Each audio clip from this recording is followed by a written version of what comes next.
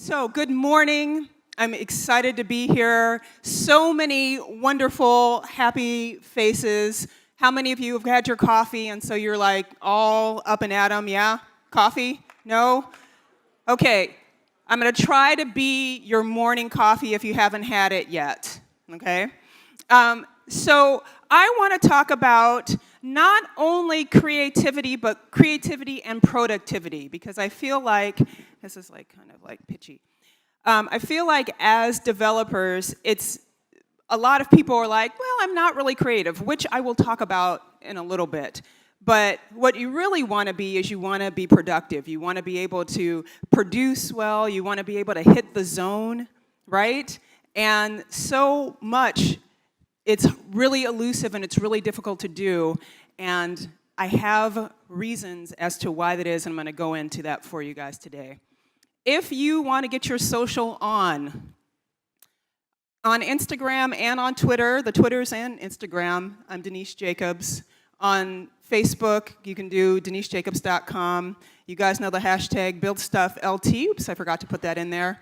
And BuildStuffLT as the hashtag as well. And the hashtag for the session is @Critic, which has got historical ramifications, which I'm not going to go into right now.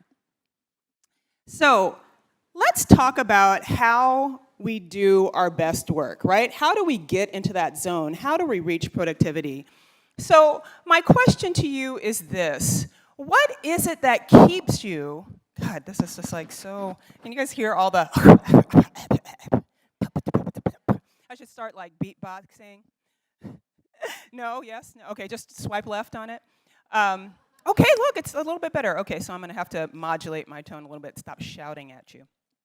So what keeps you, see, this is what happens. What keeps you from doing your best work? Is it your team? Is it your managers? Is it the ever-changing mission statement that seems to happen a lot in tech companies? Is it the ever-moving deadlines? Is it your process? Is it your tools? What do you think it is? Anybody's got any ideas? Okay, this is what I believe it is.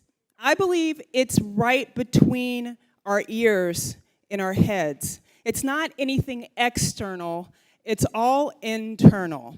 As a matter of fact, there's a guy whose name is Jim Quick. He started a company called Quick Learning, and he teaches all these memory and learning techniques. He teaches it to the stars, which means it's got to be good, right? And he says that your brain is like a supercomputer, and your self-talk is the program that it will run. So if you have negative self-talk, then that's the program that you're going to be running. If you have thoughts that say, I'm not very good at this, what if somebody judges me for the work that I do? I'm not as good a developer as Heather Downing,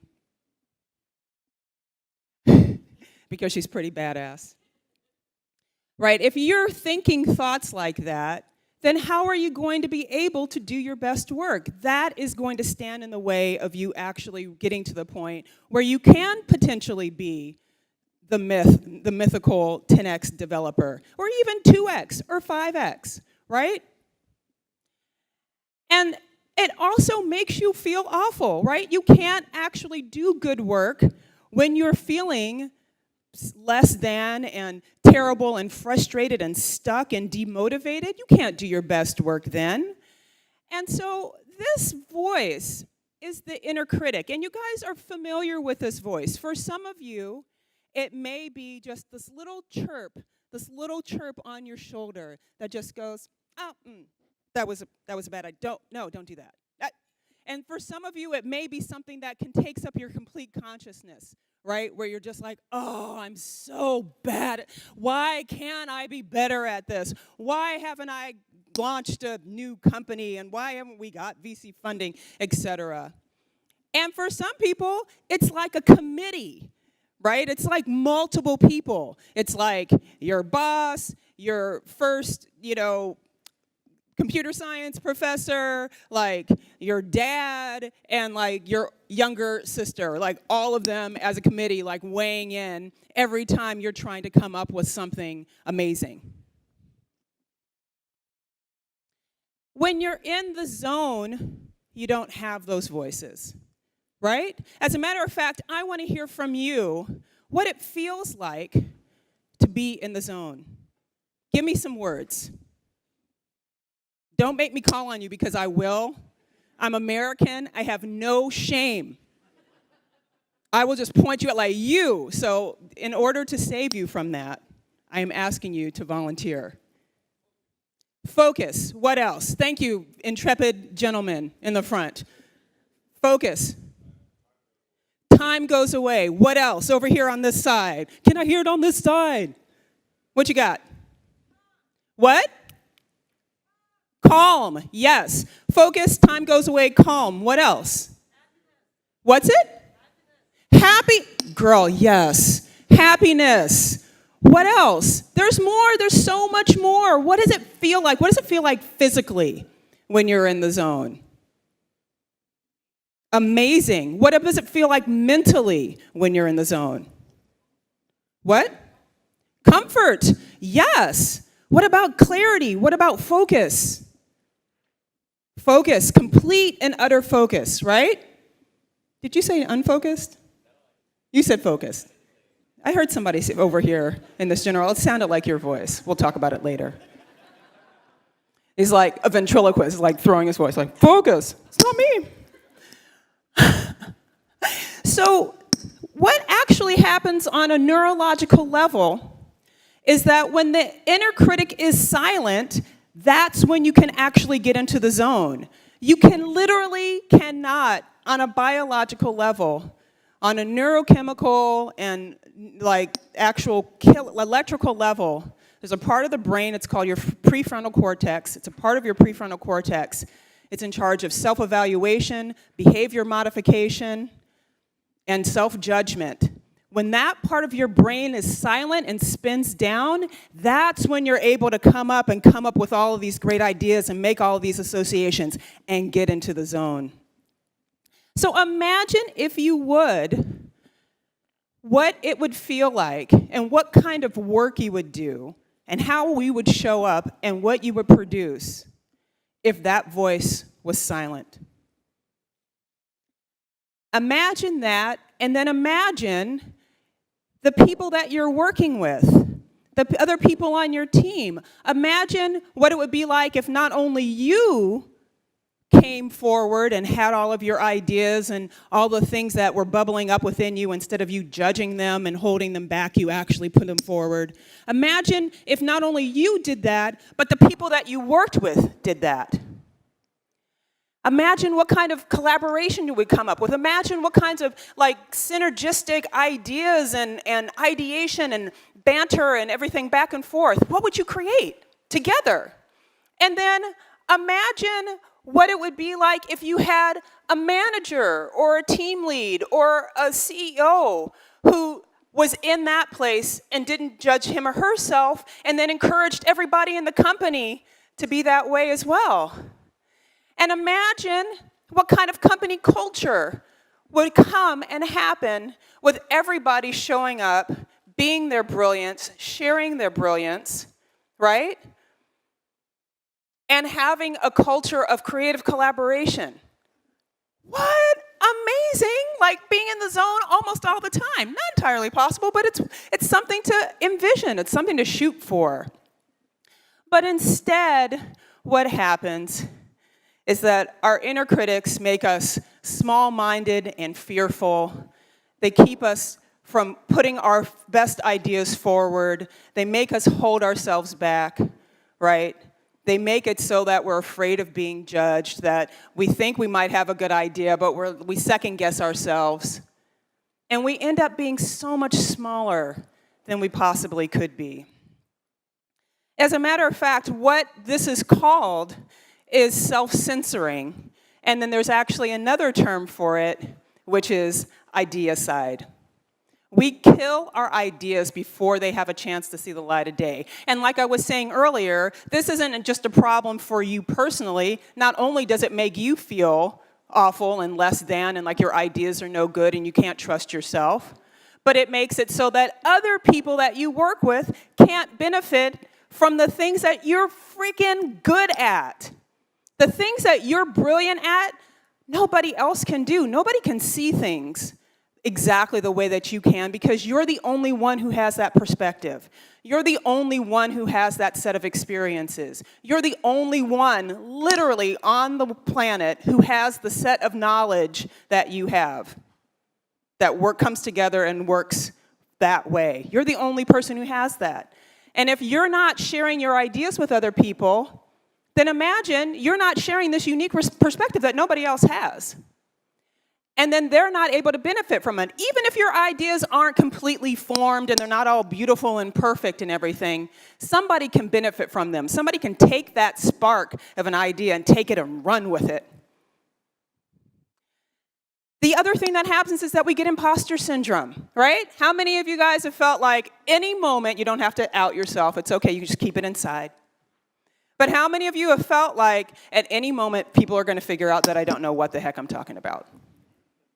Yeah, okay, right back there. What's up? Right? How many of you are just like, I got lucky. I got this job by sheer and unadulterated luck. It has nothing to do with how good I am. I knew a guy who knew a woman who knew a thing, and they needed a person, and I happened, and we just kind of clicked, and it just worked out, right?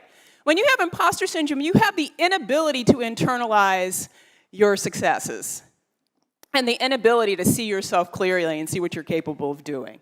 This happens all the time. As a matter of fact, a lot of times what happens is you have different measurements. You have different measurements for yourself versus other people. Other people could do something, you totally get away with it. You're like, oh yeah, give them a pass. If you do that, you're like, oh my God, I can't believe I did that, right? And so here's the connection with creativity. Like I said before, when the inner critic is present, you can't be creative. And then you can't get to that place where you're in the zone. And it blocks creativity. It just completely shuts you down. And the reason we want creativity is because creativity and the zone, that's power. That's where we're most powerful. That's where we do our best work. And that's what I'm here to help you guys get to figure out ways, to have some tools and some methods and some processes and some way of thinking to figure out how to reprogram your brain and to get into a different place that you can create something different in your life and you can start actually doing your best work and enjoying it. Now, you may be saying to yourself, well, that's all well and good, Denise, but how do you know it works? Well, I have been doing this work with people, working with creativity, working with developers a lot. I've seen a lot of you guys, a lot of all of y'all, not just guys. All of y'all is the catch-all term that we use in the United States. I've seen a lot of you at other developer conferences, NDC Oslo, Trondheim Developer Conference, Build Stuff, Mallorca, lots and lots and lots of other places, right? So I know I work with developers all the time. I work with tech companies all the time. My background, as a matter of fact, is I used to be a front-end developer. But when I discovered all of the stuff about the inner critic and creativity, then I started working with that. I've been working with people, teams, and going to conferences and everything for the last 8 years. And so not only have I seen it with people that I work with, but it has actually happened in my own life as well. So in 2009, I was at South by Southwest, which is a technical conference, huge technical conference in the United States. I was at South by Southwest, and I was there to make connections and everything because actually I had just gotten laid off from my big fat project management job at a open source CMS company. And so I went to South by Southwest to make some connections. And this picture was taken 10 minutes before I met somebody and I said something that completely changed my life. So what ended up happening is I was about to go upstairs to go and talk to somebody. I ran into a friend of mine. His name is Robert Hochman, and he had written a book on user experience design. And he was there with his acquisitions editor from Peach Pit New Writers Press. Her name was Wendy Sharp. And Wendy said to me, and this is something that you're going to be hearing all day today when you meet new people, what do people always say to you when you're at a conference and you meet them for the first time? What do they say? Hello, and then they ask you, what do you do? So Wendy asks me, what do I do? Now I have to tell you guys, I almost blew it. I mean, I completely almost blew it. What ended up happening was that my brain split into 3 different parts. It split into my insecure, scared self, and then my inner critic, mean girl, and then finally, thankfully, it split into my confident self. And so my insecure self was standing there just like, oh my God, what am I gonna tell her? I mean, I'm not gonna tell her that I'm like out of work. The only thing that's happening for me is trying to make a mortgage. Am I gonna tell her that? Right? She's gonna think I'm a complete loser. And my inner mean girl was like, yeah, girl, she's gonna think that. You shouldn't tell her any of that. And don't say anything about the fact that you've been wanting to write a book for the last 10 years and you want to be an author. You need a job, like we gonna be able to make rent job. You don't need to be asking for nobody's book contract. And then thankfully, my kind of creative, confident self was just like, zip it, you too, I got this. Didn't make that sound. And so I stepped forward and I said to her, you know, I've always wanted to speak more and I want to write more. And she says to me, well, I'm actually looking for somebody to write a book on how to troubleshoot CSS. And so I said 5 words that changed my life, literally. I said, I could write that book. Now, if my inner critic had been in charge, then the awesome things that happened afterwards wouldn't have happened. A year later, literally a year later at the next South by Southwest, I had published my book, The CSS Detective Guide, and it was coming out like at the beginning of April. Amazing. And then a month after that, I ended up getting my very first speaking engagement, international, at the Future of Web Design in London. If I hadn't said, shut up, to my inner critic and my insecure self, I never would have been able, actually wouldn't be standing here talking to you right now. So this stuff works. So I'm here to put you back on track, to get you back to this place where you can do some great things. So let's talk about the inner critic. Let's meet the inner critic and figure out how we can, what we can do about it. So another question for you. Where does the inner critic come from? Bless you. Or whatever that was. Where does the inner critic come from? I'm actually asking you. What'd you say? Insecurity. Yes. What else? We're going to keep adding on to it. Yes, and what else? Fear. Okay, I don't know. I think I'm just going to stop there. Fears, and actually, you guys did it perfectly. It's kind of in the opposite way that I'm going to say it. So, inner critic comes from the fears that we have about ourselves, the fears that we think are true about ourselves, plus the negative things that we've heard from other people. So that would kind of be like insecurity, right? The negative things that we hear about from other people basically come in and trigger that fear that we already have. And then it solidifies it. My God, and now my earrings are fighting with the microphone too. But I'm not taking them off because I made them and I love them. So there. So you guys are just going to have to, okay, I will. I'll take this one off. This is a different situation than when you take your earrings off because you're about to get into a fight. That's not happening right now. Maybe later if anybody wants to challenge me about this inner critic stuff. I'll be like, what? Let's throw down. So the negative things that you hear from other people, that triggers it. Here's the thing. When we're young, we're so susceptible to criticism, right? Like super duper uber susceptible. Uber is a technical term, not just a company. And we're really susceptible. So what happens is we've got some things that we come out of the box with that we're born with that actually make us so susceptible, some kind of psychological, mental processes that do this. The first one is negativity bias, and the second one is fear conditioning. Here's the difference. Negativity bias means that our brains are constantly scanning for danger. Always, all the time, you can't help it, it's always there. As a matter of fact, I should probably be afraid right now that because there's so many of you, somebody's gonna try to eat me. Hopefully not. My earrings are off. If I need to fight, I can do it. So that's negativity bias.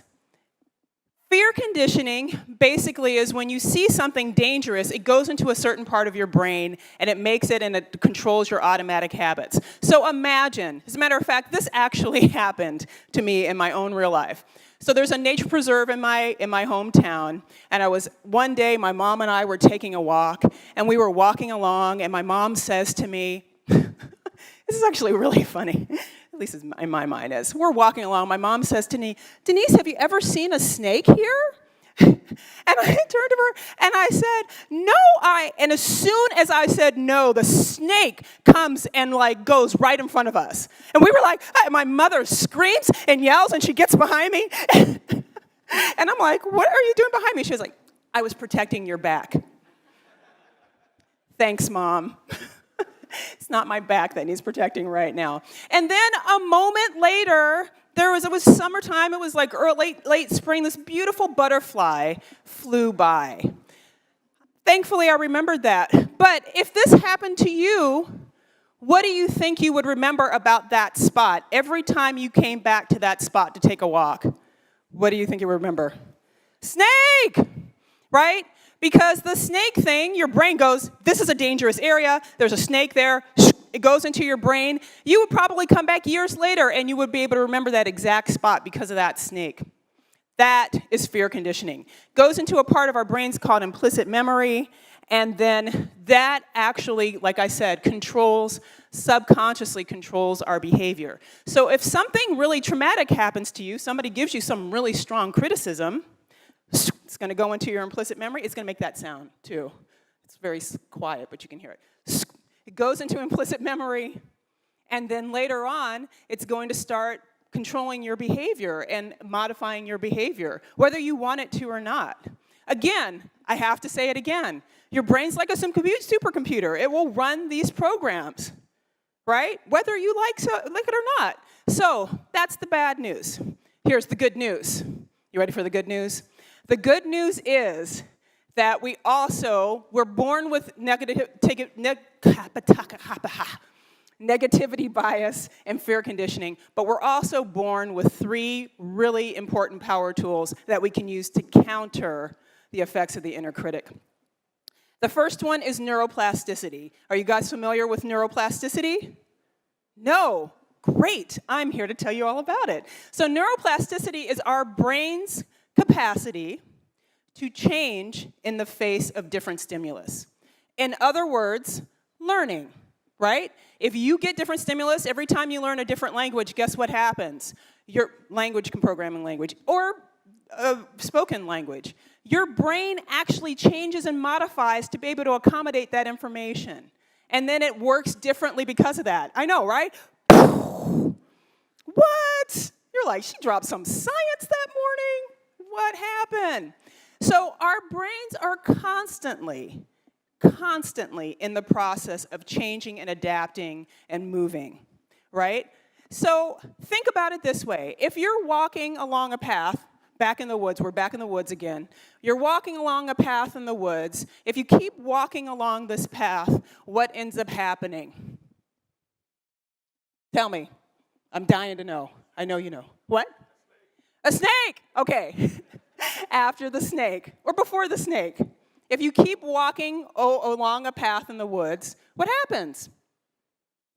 You wear a path, right?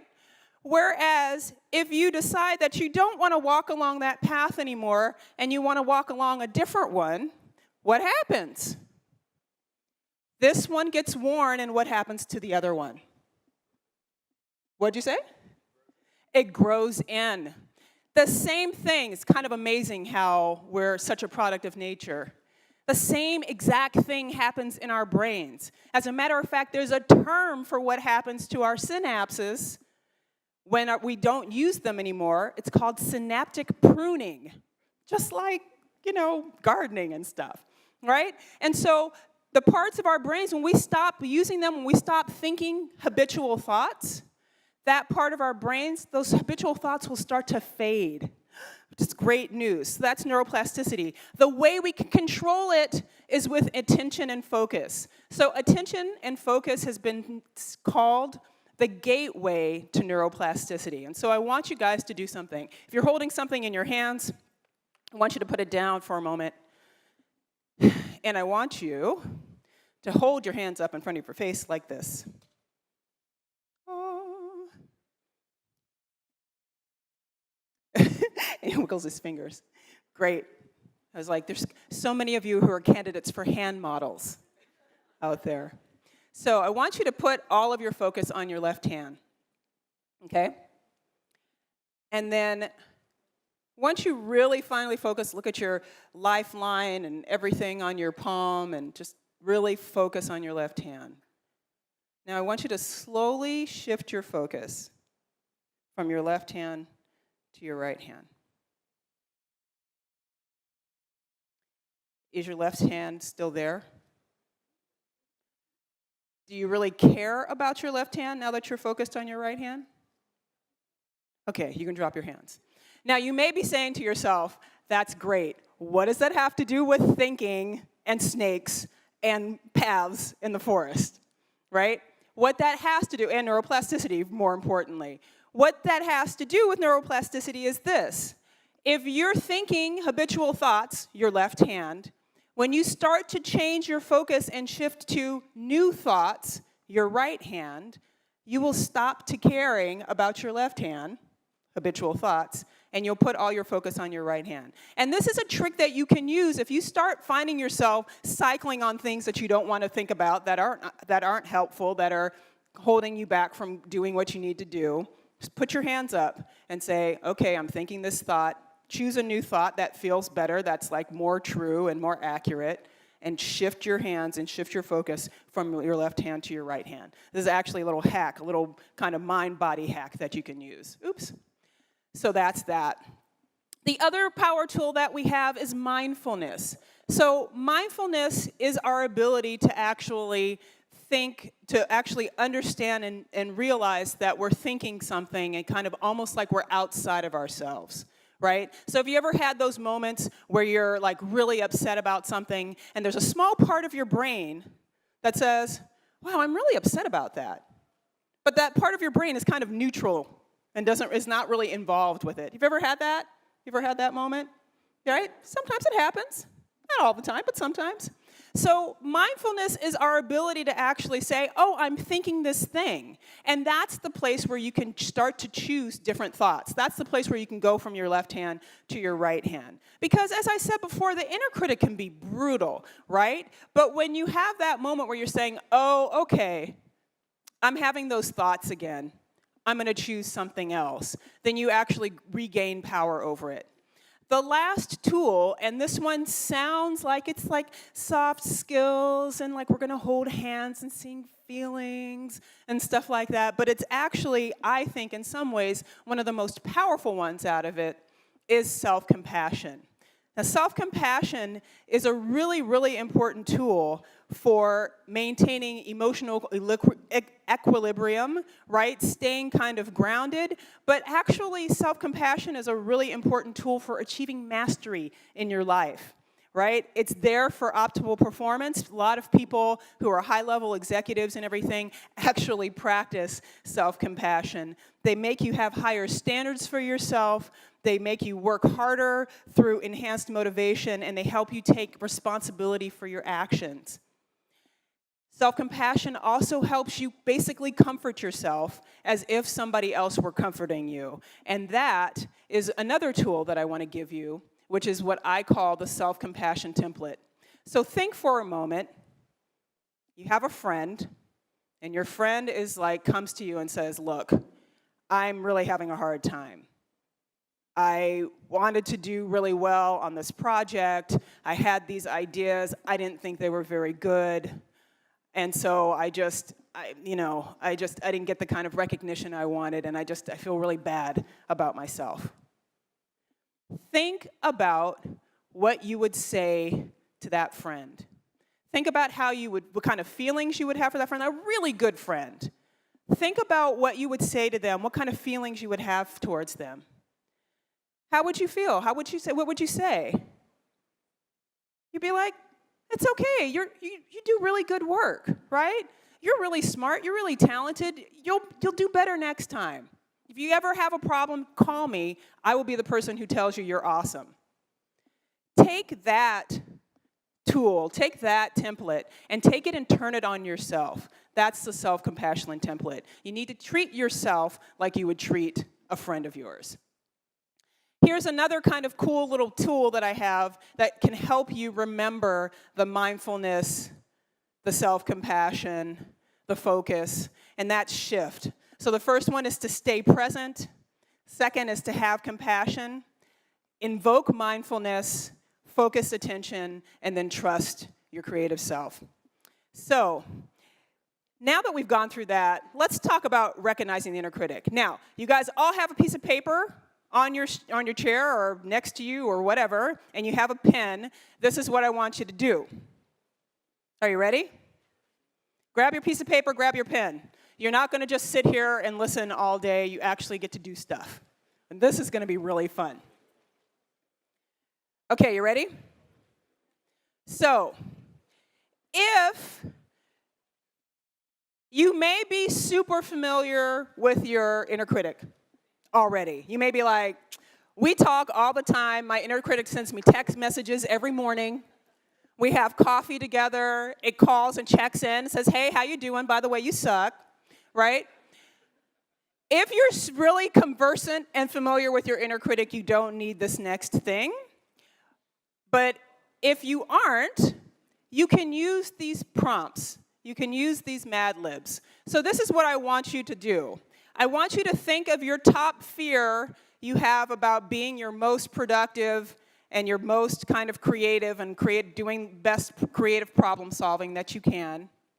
I want you to think about that top fear, and I want you to write it down on a piece of paper. Don't sign. Look, you guys are looking at me like, oh, she means somebody else, not me. I mean all of you. That's why you all have pieces of paper. So write it down. Don't sign your name on it. Don't put your Twitter handle. Don't put your email address. It's completely anonymous because you're not even going to keep this thing afterwards. I want you to write down your top fear, literally, like quick, the first thing that comes to mind. And as soon as you've written it, I want you to take the piece of paper and crumple it up in a ball. Once you have the piece of paper crumpled up in a ball, I want you to hold the ball up. There's no way that I can say this well. Put your balls in the air. You're welcome. So write it down. We're waiting for all of the rest of you who think that you don't have to do this.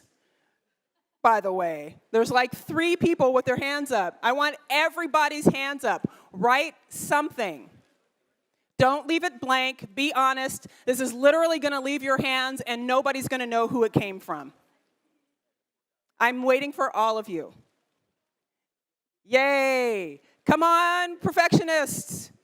Take your piece of paper, write down your top fear around creativity and productivity. Use one of the prompts if you can't come up with it. I'm still waiting for you guys. All of y'all. All of y'all. All of y'all is a technical term. Because guess what? If you don't do this, then that means somebody else in the room is not going to be able to benefit from this exercise. And it's not fair for the 100 people out of 1,200 people who've done this. I swear, you guys are like a tough crowd. Still waiting for the people who don't have their hands up. Get your hands up. Put your hands up. Put your hands up. Then I wish they had the DJ up here to play me a soundtrack while I was doing this. Okay, we're still waiting. We're still waiting for you guys. Got your hands up? Got your hands up? Yeah, that's right. Power to the people. Okay, I want you to stand up. I want the people who are in the front half to turn to the back. The people in the back. Now you can see why it's beneficial that everybody does this, because some people aren't going to get balls now. I know, right? Are you ready? On 3, we're going to throw the balls. And throw it hard. Throw it hard so the people in the back here can benefit from it. The people in the front, you guys are going to hit the back. You ready? On 3. 1, 2, 3. Woo! All right, grab a ball. Grab a ball. If you have multiple balls, share them with your compatriots.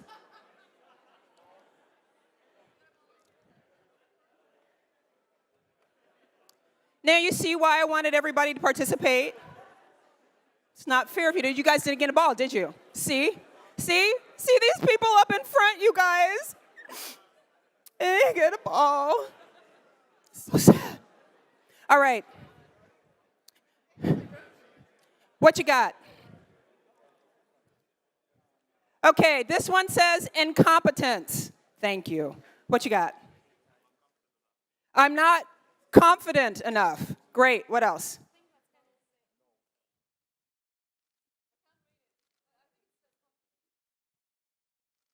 It looks like it says confidence. We're going to go with that. What else we got? Blank. Mm-hmm. Mm-hmm. Failure. Excellent. Thank you. Failure. Blank. Oh, it's empty. Empty. Mm-hmm. Mm-hmm. What you got? Woo, this one's like a tome here. I can't code fast enough, then people will think I'm not good enough. I can't. That's close enough. That part I got. Last one. Imperfect. You see how valuable this actually is? Wait, I got one. Did you have one? No? Yes? Heather, no? Yep? No? Got blank ones. So your inner critic, by the way, is the thing that kept you from writing something down. Would you think it was going to get traced back to you, throwing it across the room? That's why I said don't put your name on it or anything. It's completely anonymous. You lose absolutely nothing. And everybody here gains from this. Because for the people who also felt like your stuff was imperfect, didn't you feel like, oh, I'm not the only one? And for the people who felt like, oh, I'm afraid of failing, when you heard that from somebody else, didn't you think, oh, thank God I'm not the only one? And when you felt like, oh, I'm not competent enough or I'm not confident enough, didn't you feel like, oh, that's exactly what I wrote? Somebody else feels like that too. Probably every single one of you feel the same way, and that's how we know, right? So let's talk about reprogramming your thinking. We need to get to this so that we can get to the other side of critical thinking and critical problem solving, where you can own your expertise and you don't downplay it, where you can actually trust your ideas and where you can actually bring out the ideas of other people, right? And getting to that point will actually help you optimize your performance. And that's what we're really here for. So I have 4 things we're going to talk about. Reclaiming your brain, stopping self-sabotage, owning your expertise, and amplifying others' ideas. So the first one is reclaiming your brain. Now, when I was 12, I went to summer camp with me and my best friend, that's me, with a really bad Jerry curl. Like, you guys are probably too young to remember this, but there was a time in the 80s where there was this thing that every black person got, which was a Jerry curl, and because I'm black, I got one too. I didn't want to be left out of the club. And it was just a bad idea, but I had one. It was supposed to be easy to take care of. And then there with my friend Emily, and we were at summer camp, and we went. So my friend Emily was super into comics. She was really, really into the X-Men. And so because we were besties, I got into comics and I got into stuff. And we both drew, and so we would draw together. And so at this camp, we had an arts and crafts section, and I drew a superhero mermaid, which I was very proud of. I was 13. It's not bad for a 13-year-old. And so I'm there, and I'm showing my friend Emily, and I'm like, Emily, look what I made. It's so amazing. Isn't this wonderful? And then out of nowhere, Out of nowhere, you guys, complete left field. From behind me rolls up this girl whose name was Heather. She was like really small, super cute and blonde. And she rolls up behind me, looks over my shoulder, and she says to me, "It looks like a frog." Now, I wish that I had been like, what? But actually, sadly, instead, inside, I felt like I wanted to cry. That's me when I was like 1. I felt like a baby inside. And the thing that I thought was, I must not be as good at drawing as I thought I was. Now, what I was experiencing at the time is something that I call judgment dread. I was so afraid of being judged that I took all of the criticism and everything that she said very, very seriously. Now, you probably are in situations where you get criticized and you fear being judged. I'm actually surprised we didn't actually see enough of the papers to see them, but I'm sure that that would have been on at least one of them. When you're feeling like that, I got some tips for you. That criticism can actually be something that's helpful and can be useful if you frame it the right way. Sometimes, first of all, criticisms can actually be about something that's really good about you instead of something that's really bad about you. Like, how many of you guys, people will say, "Oh, you're so serious and you read all the time." Right? Like, how is that bad? Tell me how that is bad. Like, reading all the time means that you, like, learn stuff a lot. That's not a bad thing. That's not a criticism. That's actually one of your superpowers. That's one of your strengths. So, couple of tips for you to be able to take criticism better. The first one is to detach. If you're going in, for example, if you're going in for a review at your company, right, like an employee review, a quarterly review, annual review, and they're giving you a bunch of feedback, totally detach. Just start taking notes and start asking questions and start being curious about what they say. And then to actually get information where you're just like, "Oh, tell me more about that. I'm not sure exactly what you mean," right? Tell me more. Tell me more about how I can improve that. Ask for very specific feedback when you ask for feedback. Instead of saying, "Here, I did this thing. What do you think?" Say, "I need you to tell me what part works, X, Y, Z, and what part doesn't. And if you have suggestions on how I can improve that, tell me where I can go for the resource." Be very specific. Don't just leave it open, right? And another thing that you can do, again, is to also take it with a grain of salt. Sometimes people will say things, it's actually not worth listening to. So you also have to consider the source. Sometimes people will say, "Oh, well, I don't really like that." And you're like, "Yeah, you actually don't know anything about that, so thanks." And you can move on.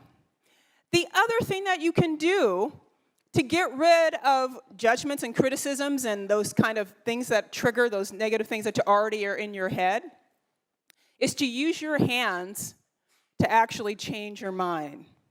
So this woman, Susan Golden Meadows, has a TEDx talk, and she talks about how there's a very, very strong connection between gestures and thinking and cognition. And that she's actually done studies with children, and she's taught them how to do math equations. And when she teaches them how to do math equations, she'll use subtraction, she'll do one gesture, and to add, to do another gesture. When the person who's teaching the kids, even when they use the wrong words with the correct gesture, the kid will remember it according to the gesture and not according to the words. It's pretty fascinating, I think. And so we can use a gesture that we used all the time, every day, to change what we think about and how we think about it. So when you want something to, then this predates using devices, right? When you say, "I don't want something," move on, keep going, what do? That's right. And which way do you go? You go to the left, right? So swipe left, when they actually took that and used it for devices, it was because it was something that we already used to mean no.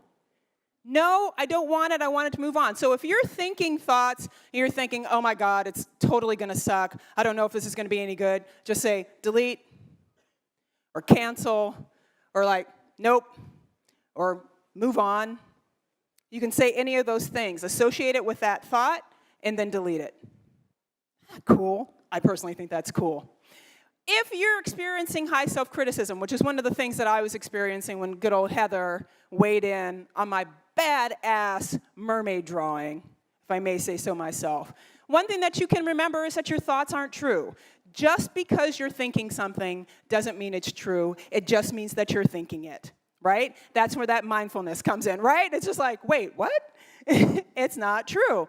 As a matter of fact, one of the things that happens is we do something called ruminating, which means that we'll take a thought and we'll just run it over and over again. If we're thinking about something in the past that happens and we're beating ourselves up about it, it's called depressive rumination. If we're thinking about something that's going to happen potentially in the future that we're anxious about and that we're afraid about, it's called anxious rumination. Either way, you're taking that thought and you're literally running a path in your head and you want to stop it. Well, guess what? Oh, I don't have it up here with me. I should have. Guess what you can do? You can take a squeeze ball. You guys probably have more squeeze balls than you can shake a stick at from all the swag bags, from all the conferences that you've been to. You can take a squeeze ball in your non-dominant hand and you can start to squeeze it. And doing that action in your non-dominant hand will actually change your brain and shift it out of this mode of running through these thoughts. I personally think that's cool too. And then the last thing that I want to talk about is that you may be thinking to yourself, well, I'm actually not creative, right? I'm a technical person, I'm not creative. Listen. I've worked with a lot of folks, and here's what I actually truly believe, that developers are some of the most creative people on the planet. Seriously. Somebody comes to you and says, I want you to create an application or back end of a website or whatever that does XYZ thing. And you sit and you go, okay. And in your brain goes, okay, I can use this language to do this, I'm going to do this process, and I can take this and get this from Git, and do that, and you put it all together. You make that sound too. You put it all together, and all of a sudden, you actually know the code that you need to write to create that thing. What? That's like magic. It's like magic. So you are incredibly creative. So what you can do is you can actually choose, again, which thoughts you're thinking of. Use the image in your head of like a radio, old school radio, or even you can use something that's called the cocktail effect. So you guys know what it's like. You probably, if you went to the appetizer and the things last night and we're going to have at the party and everything, you're going to be at the party, you're going to be talking to somebody, you're going to be talking to a group of people, right? And then you're focused on, there's tons of conversations going on around you, but you're so focused on the one that you're talking to, you can't hear the rest of them. And then if you decide to shift your focus, you can stop listening to the people that you're talking to, and you can listen to some other conversations around you, and then you can come back to what you were doing, right? The cocktail party effect is our ability to selectively listen to whatever we want to.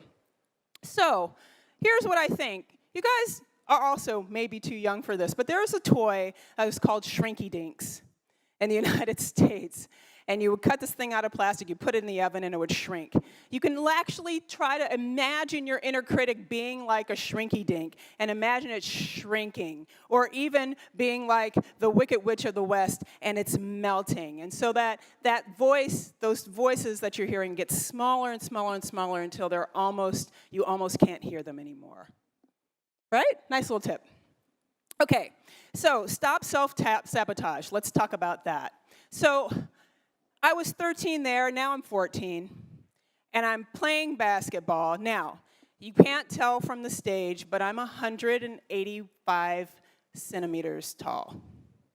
I'm taller than a lot of y'all, except for the gentleman, Jack, that I met last night, who was like, 2 meters? Are you 2 meters? 197? Tall dude. A bunch of tall dudes here. It's great. So I'm 185 centimeters right now. I'm probably 187. Very proud of myself. And I was about this height when I was 14. So in the United States, as a young black girl playing basketball, what do you think the expectation was?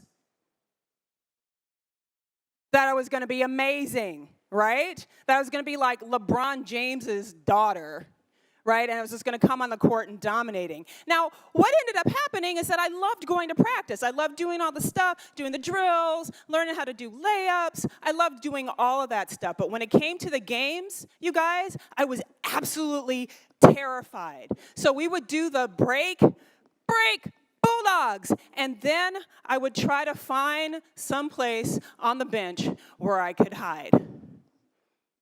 And I was very strategic about it. I was like never on the end of the bench. I was always like 2, 3 girls in so that you couldn't see where I was. By the way, that's me. And look, I don't know if you can see my posture. I look like I'm going to have tea. Now, I don't look like I'm about to like play in a basketball game. I look like I'm like, like going to have like tea and crumpets and like have, a conversation. I don't look like, or I'm going to watch something great. And so the coach would always call me down and she would say, Denise, come in to go in the game. And then I would plead and beg her, please don't put me in. I would be like, Miss Canine, I'm not ready. Put me in at the end of the game. Put me in the next game. I'm not ready to go in now. And I would beg and plead her because I was terrified that people would see me and they'd be like, she no good. I thought she was going to be amazing. And so I was afraid that everybody would judge me for not being an amazing player. Now, what I had was something that I call imposition mentality. I felt like I should be good and that I was supposed to be good. And therefore, when I thought that I wasn't, it was this really big problem. Now, you guys know, as developers and people who use words literally all the time, and the difference between one word can mean that a code is working or a code is not working.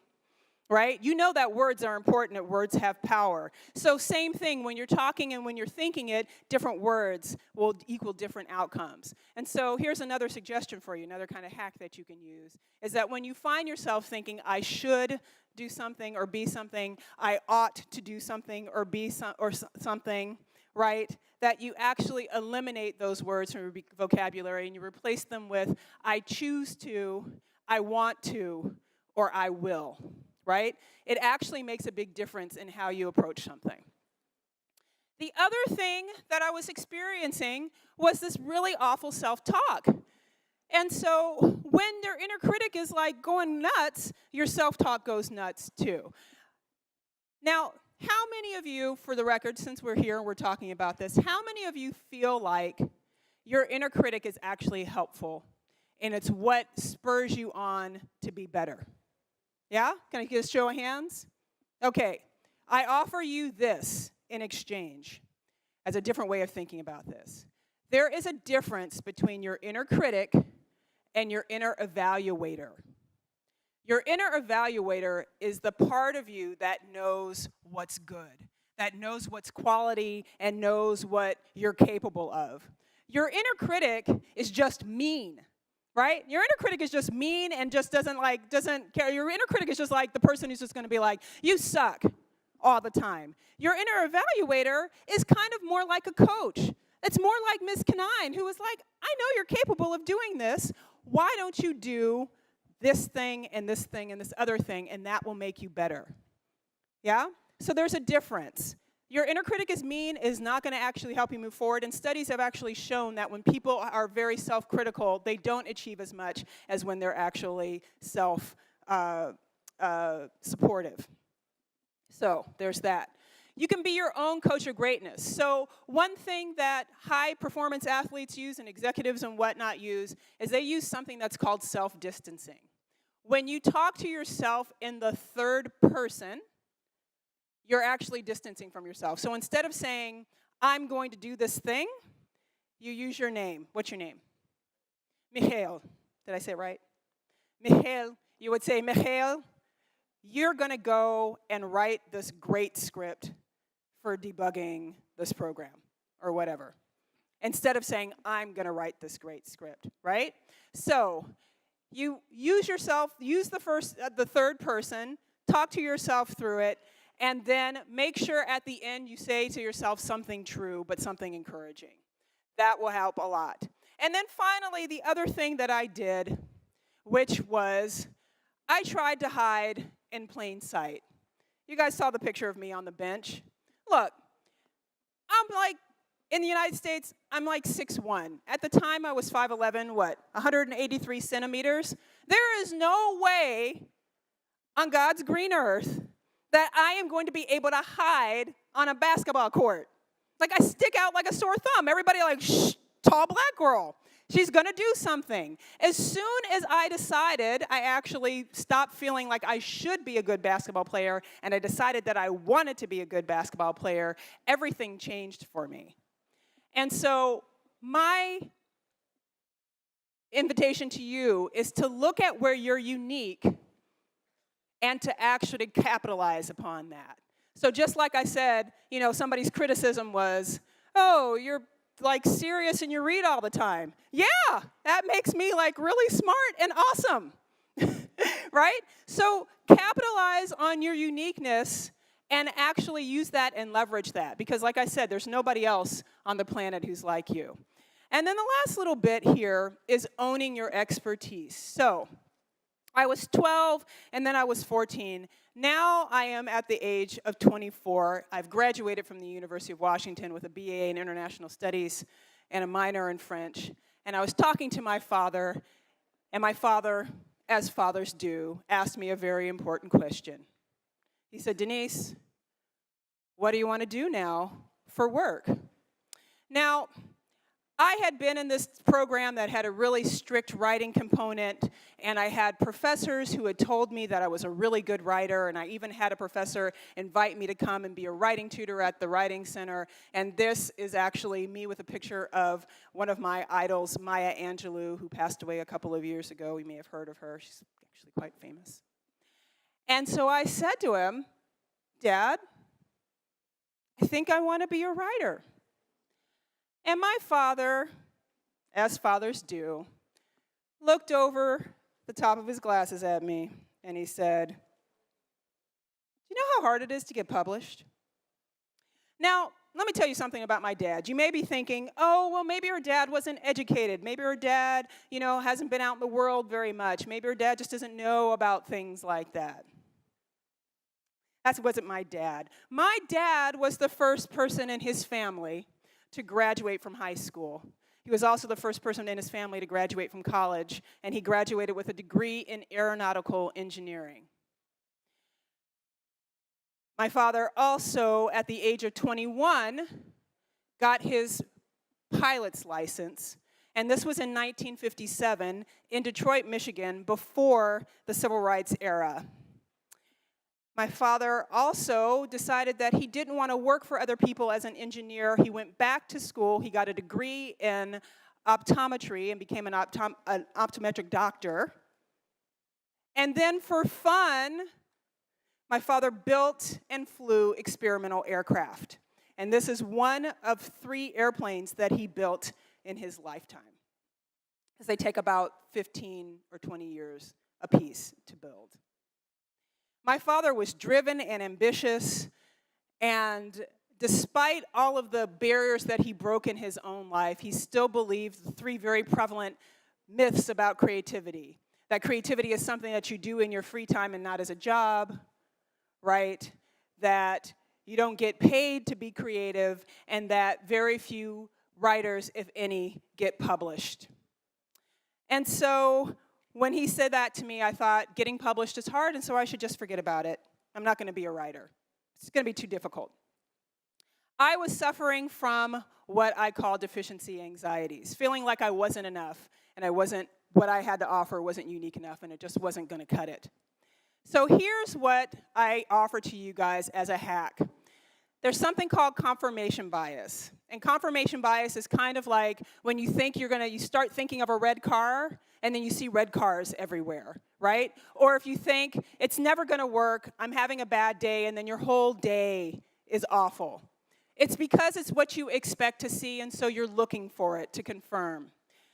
If you're thinking that your work isn't very good, that people don't like what you do and it's not good enough, then that's what you're going to see. Whereas what's probably happening is you're probably getting kudos and appreciation all the time, all around you. And so what I recommend is that you keep what's called a kudos file. Anytime somebody commends you on something, you get an email, somebody says you did a great job, you put something online and somebody tweets and says, oh, I read that article, it was amazing. Whatever it is, take a screenshot of that stuff, put it in one place, and whenever you're feeling like you're not good enough, go back and look at those files. It's actually been shown to help. Last couple of things. If you feel like you're not enough, chances are that you're not actually paying attention to the places where you are enough and where you have succeeded. So another thing that I recommend is that you celebrate your successes. As a matter of fact, we're going to practice it right now. Before we get out of here, we're going to practice it. So there's actually some neuroscience behind this. When you actually give yourself positive reinforcement, it actually squirts dopamine, which is the feel-good chemical, in your brain, and it'll actually start setting it up so you start becoming addicted to it. So are you guys ready to practice this?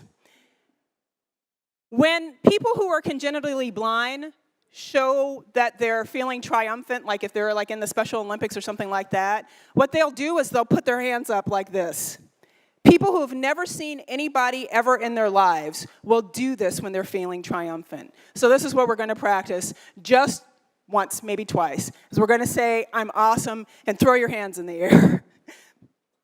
Throw your hands in the air. So on 3, we're going to do it. You ready? 1, 2, 3.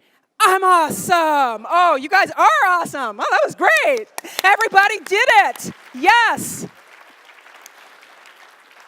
When you guys are feeling down, when you're feeling like you're not enough, think of something that you've done before in the past that you're really proud of, and give yourself that little burst of dopamine. Don't you feel a little bit better now that you've done that? And like I said, in your brain, it'll actually do that. Now, we're running out of time. We got started late. So I have a couple more things to do, and then I'll wrap this up.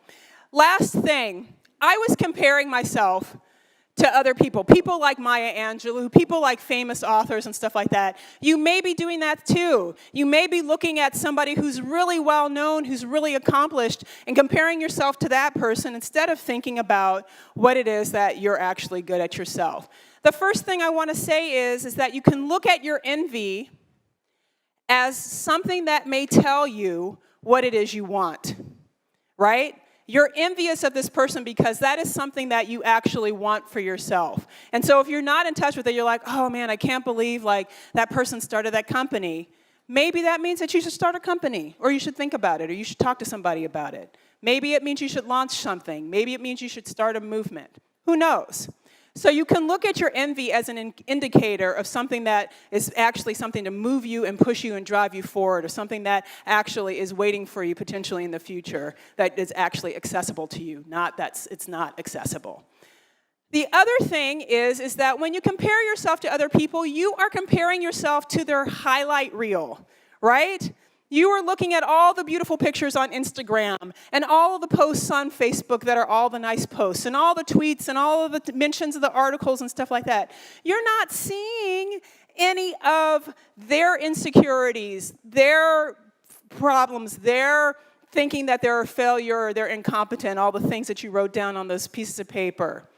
So when you're looking at somebody who's really successful, look at them as an opportunity model. Not a role model, but an opportunity model. Somebody who's showing you what's possible. In my own life, my book came out last year, and I had one friend who had a book that came out probably 9 months before mine, and another friend who had a book that came out about 9 months after mine. And they have huge followings and like TV appearances and stuff like that. And I'm like, why wasn't my book launched as successful? Well, guess what? I don't have a following like they do. And they also had a marketing team. And so I was thinking, okay, instead of being envious of them, And comparing myself to them, apples to oranges, I'm going to look at what they did, I'm going to learn from it, and next time I do something, I'm going to try to model what they've done, because they've shown me the opportunities that are available for me. So we're going to skip this last bit and just get to the end, which is getting to the point where you feel more confident, okay? In my own life, by standing up to my own inner critic, you guys heard those 3 stories, 4 or 5, whatever. By standing up to my own inner critic, I was actually able to, despite what Heather said about it looking like a frog and implying that I couldn't draw, I actually became a bit of a graphic designer, and I did a mural of a map of the world before I graduated from high school for my favorite teacher, and it's something that I'm still very proud of. Spent the whole summer doing it, and it really came out well. In terms of basketball, like I said, I chose to be a strong player. I stepped into it. I embraced the fact that I'm a tall, athletic woman. And I did it, and I became not only a strong player, but I got to the point where instead of being so anxious about people looking at me and judging me when I got on the court, I actually relished it. And it translated over into me being able to get up on a stage and talk to 1,200 people and have absolutely no anxiety or fear whatsoever, except for when you guys didn't do the exercise. That was kind of anxiety-provoking, but I'm gonna keep that inside. It's okay, we worked it out. And then the last thing is that, ironically enough, I saw Wendy at South by Southwest in 2009. That conversation turned into a book proposal, and the book proposal turned into a book deal, and it literally made that sound and fell into my lap. And then the last book that I did also fell in my lap. So guess what? To my dad's question, do you know how hard it is to get published? The answer is no. I don't know, because for me, it was actually easy, right? Now, that all, like I said, brought me to doing what I love, being here in front of you and talking about all this stuff. But this isn't about me, it's about you. What are you going to be able to do with these tools? How are you going to be able to take these tools and get to a place where you're performing at your best, where you're elevating your performance, where you're optimizing what you're doing, where you're getting to a place where you're so productive and you're so confident about what you're doing that not only it affects you, but it actually makes it better for other people. That you get to this place of creativity and community and freedom and collaboration and expansion and that nurturing, that peace, that calm that comes with it, right?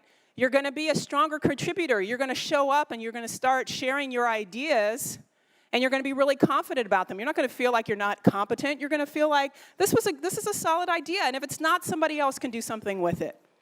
You're going to be a stronger collaborator, right? You're going to be there, you're going to be confident about yourself, and then you're going to help other people bring their ideas out. You're going to be like, I know you've got that in you. Come on, share that. What have you got? We talked about it in the hall, right? And have other people do that. You'll be a stronger leader if you're a lead of a team, or if you're a manager, or if you've started your own company, any of those things, director level, whatever, then you're going to be in a stronger place so that you can inspire excellence in the rest of your team. And you can have impact and you can leave a legacy. Now, here's the thing. As you can see, there's a whole lot of tools, a whole lot of ways that you can crack this, a whole lot of ways you can approach this. It is a process of continuous improvement, right? It's not something you just do it a couple of times, you swipe left once, and then it's gone. You have to keep at it. It's like anything else. It's like coding. You didn't just look at a language, read it once, and then you were able to do it. You have to keep showing up. You have to keep using it. You have to keep practicing. The irony is that even I still struggle with this. I still work on it. I have to show up to it every day. When my book came out, like I said, I didn't do a lot of marketing, and I was really hesitant to reach out to influencers, and I never did. And now I'm trying to make up for it now. And by the way, I have tons of information in the book, and so if you want the book, we can talk about it. And I'm doing a workshop on Sunday, and we're going to go super deep into all of these tools, plus a whole lot of other tools for hacking your creativity and hacking your productivity. So if you haven't signed up and you want to, please do. You may not have thought it was possible, but now you have an expanded toolbox. You have more to work with. And you can actually get past your blocks, and then you can create magic, right? So here's what I believe, and I know this just from looking at all this. I'll go back for Naringa, because she was like, oops. Here you go. You got it? Got to help out the organizer. You've all got the potential for greatness inside of you. But here's the thing. When the inner critic is present, it's like you're snipping away at all of those little buds of potential, right? And you're making the growth all stunted and curled up. Whereas when your inner critic is silent, that's when we have the chance to be magnificent. That's when we have the chance to kind of stand up and be the grandest versions of ourselves that we can be. And so the power is in your minds and it's in your hands. So I want you guys to stand up. Last little thing here. I want you to stand up. And I want you to think of somebody in your past that was like Heather. Somebody who said something to you, then it stuck with you and it guided your thinking or something like that. We're just going to swipe left on her, right? So whoever that person is, whatever that is, we're just going to swipe left. You ready? 1, 2, 3. Delete. Then I want you to think of like some time where you sabotaged yourself, where you didn't step into what you were completely capable of doing, even though that was like complete within your purview. I want you to think of that time, those thoughts you were thinking, and I want you to swipe left on that. Just delete. And then I want you to think of somebody else, like my father, somebody who was like a coach or teacher, or somebody else who said, you're never going to be able to do so-and-so. I want you to think of that person, whatever they said. I want you to swipe left on that. Thank you, you guys. You are great. That's it. If you want the slides,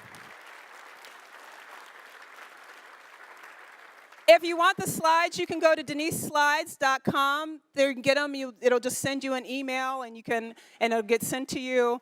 And then also, if you'd like for me to come and work with your teams and work and help you guys be more productive and work better together, get in touch with me about that. Come and give me your card. And you guys were awesome. Thank you.